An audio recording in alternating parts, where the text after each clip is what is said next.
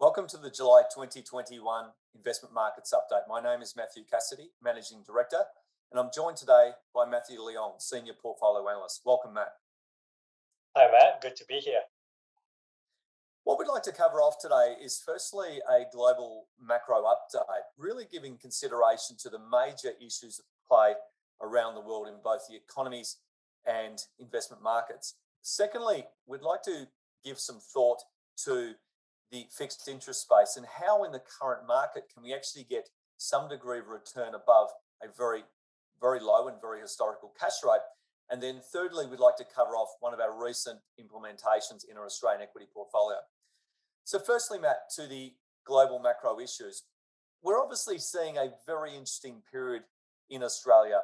Melbourne's lockdown, Sydney's lockdown. We jump on the TV to the US NBA basketball and see that the crowds are everywhere. We jump on TV and see the British Open golf with crowds everywhere. How are we going internationally in terms of markets and economies as they're starting to open up? And we're starting to see people starting to get back to doing the things they've historically loved. Yeah, so global economies, especially in the US and now Europe as well, following a little bit later on, have been very strong.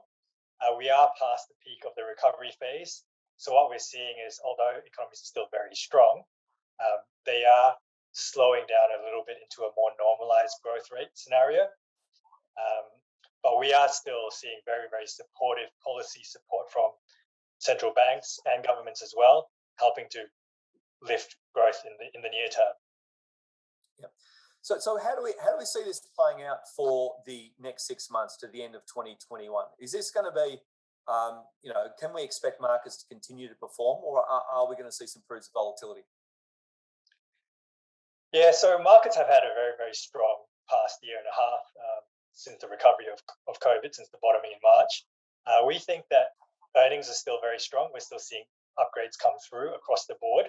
And we think that equity markets will still be supported by central banks and governments as well.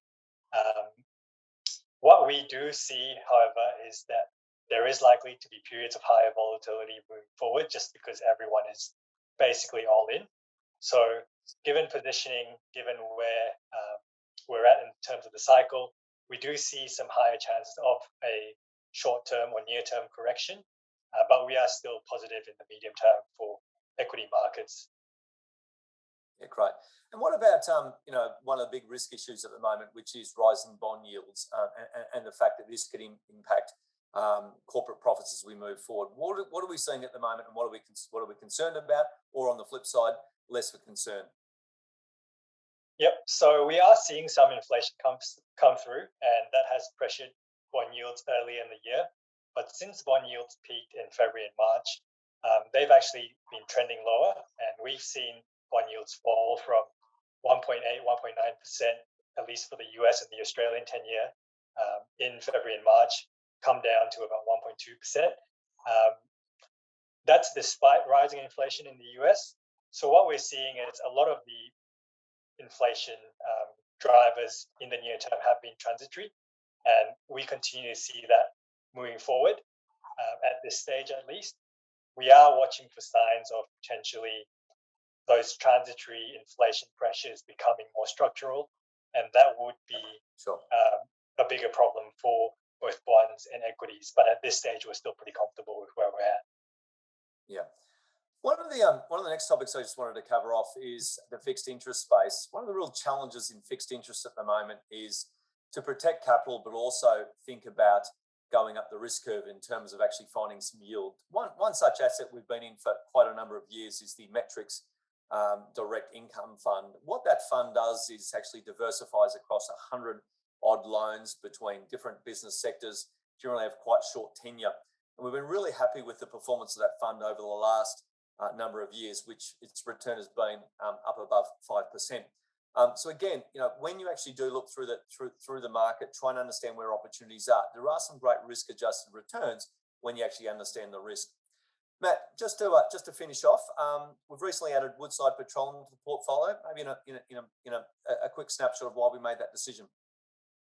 Yeah, so with energy in Australia, we think there's a little bit of a disconnect with energy stocks and where the oil price is at. So we're seeing oil price recover to pre-COVID levels, but the likes of Woodside are still 30-40% down. And Woodside is has a very, very strong asset base. They're the biggest Australian producer listed on the ASX at this stage. And what Woodside produces is actually natural gas. The bulk of their production comes from natural gas, which is a key transition energy source. So instead of crude oil, where you've got high carbon emissions, or coal, where you've got even higher carbon emissions, natural gas actually has the lowest carbon emissions out of the three. And that's the majority of Woodside's production. So we think that demand will still be very strong for Woodside's products moving forward. Yeah, great. Thank you, Matt, for joining us today. Obviously, we want to provide a quick snapshot. Obviously, a little more challenging on Zoom than it normally would be. We look forward to continuing these and bringing further updates on what we're seeing across markets. We really hope our clients are enjoying the returns of the last 12 months. It's obviously been a challenging period, but one which hopefully has been very supportive of their portfolios. And we'll keep working very hard to extract everything we can out of our portfolios with an absolute focus at all points in time in protection of the capital. Thank you very much for joining us today.